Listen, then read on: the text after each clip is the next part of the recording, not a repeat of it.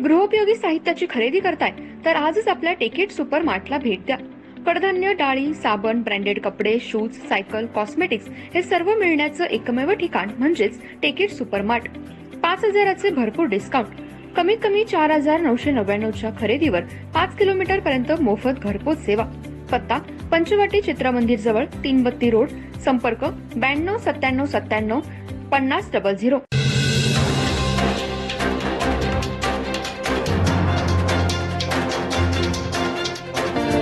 नमस्कार, मी तेजस्विनी मगदूम. एम मराठीमध्ये आपल्या सर्वांचं स्वागत आहे. पाहूया ठळक घडामोडी.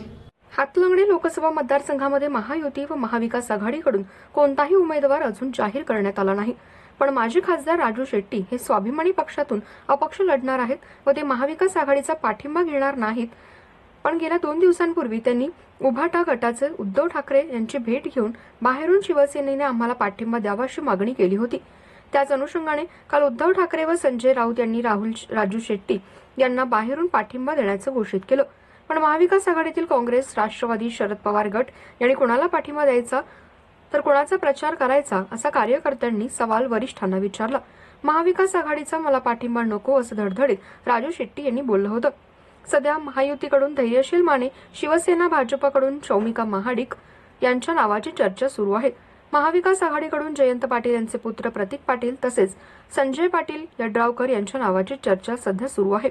लोकसभा मतदारसंघाचे उमेदवार घोषित न झाल्यामुळे कार्यकर्त्यांमध्ये संभ्रम अवस्था निर्माण झाली.